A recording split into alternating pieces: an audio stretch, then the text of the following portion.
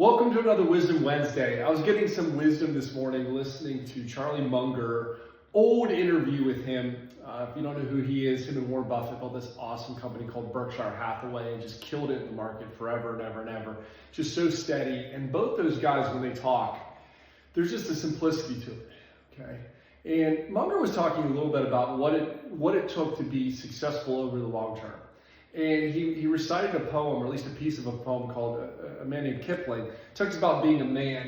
And Kipling says if you can treat triumph and disaster the same way, okay, you're going to find a lot of success. And, it's interesting when I look back at my life, I can look at things that I thought were triumph and things that I thought that were disaster.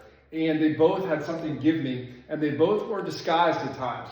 Triumph often disguised as disaster, and disaster often disguised like triumph.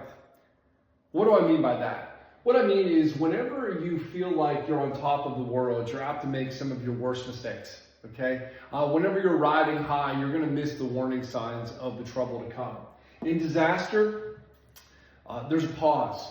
Ecclesiastes, the writer of Ecclesiastes, he talks about the fact that there is wisdom in the house of mourning, right? When things aren't going your way, when the tides of life are shifting, okay, there's disaster and you tend to be afraid and dejected, okay? But in the middle of that, there's an awareness, okay? If you can treat triumph and disaster in the same way, not too high, not too low, okay? But that even keel, if you can keep your head about you when the world is full of greed, all right, and you see the warning signs of coming correction, or when you're in the middle of a disaster and everybody's throwing their hands in the air and there's, as I like to call, blood in the water, these are great times to steady yourself, okay? And remember, some of the greatest opportunities are in the midst of disaster.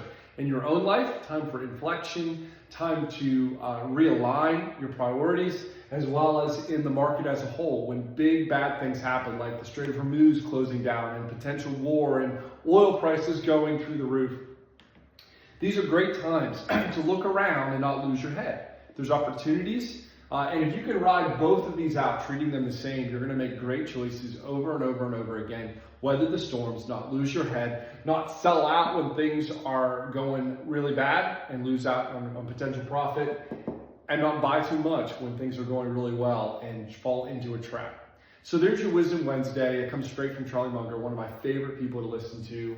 Triumph and disaster, treat them the same today, wherever you find yourself. And I think you'll find over time, you'll make some really, really good decisions.